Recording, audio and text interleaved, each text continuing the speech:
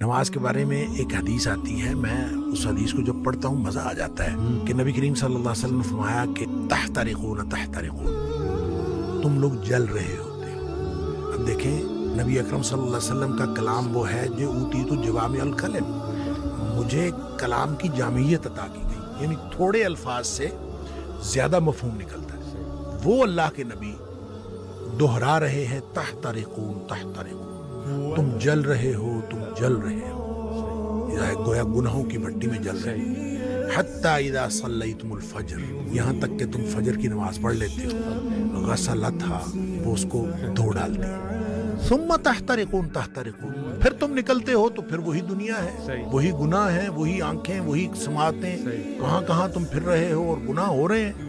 شکر ہے آگے ظہر کی نماز کا وقت آ جاتا ہے۔ حتی اذا صلیتم الظہر غسلتھا، تم ظہر کی نماز پڑھتے ہو، اس کو دھو ڈالتے ہیں۔ یہاں اسی طرح نبی پاک صلی اللہ علیہ وسلم نے پانچوں نمازوں کا ذکر کیا۔ ثم تحترقون تحترقون، پھر تم گناہوں کی بٹی میں جل رہے ہوتے ہو، آگے نماز آ جاتی ہے، غسلتھا، اس کو دھو ڈالتے ہیں۔ لیکن جب عشاء کی نماز کی بات کی نا تو آپ نے فرمایا کہ حتی اذا صلیتم العشاء غسلتھا، وہ اس کو دھو ڈالتی ہے۔ اس کے بعد آپ نے ثم تحترقون نہیں فرمایا، آپ نے فرمایا تو ثم تنامون، پھر تم سو جاتے ہو، پھر تم سو جاتے ہو۔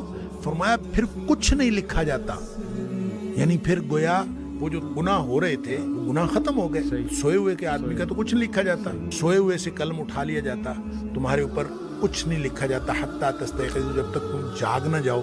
اچھا، اس کا مطلب یہ ہے کہ جو نہیں سویا عشاء کے بعد تو وہ تو تحترقون تحترقون ہو جائے گا۔ تو یہاں سے ایک بات، ایک مسئلہ نکلتا ہے کہ ہم جو عشاء کی نماز پڑھ کے جاگتے رہتے ہیں اور 11-12 بجے تک جاگتے رہتے ہیں، وہ ہم گناہوں کو سمیٹتے رہتے ہیں اور غسلتھا کیے بغیر سو جاتے ہیں، اتنا بڑا رسک لیتے ہیں۔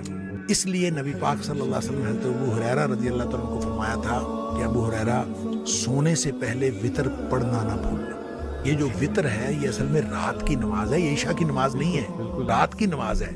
تو جس شخص نے تو عشاء کے بعد فوراً سونا ہے وہ تو عشاء کے ساتھ پڑھ لے کہ اس نے سونا ہے اس کے بعد۔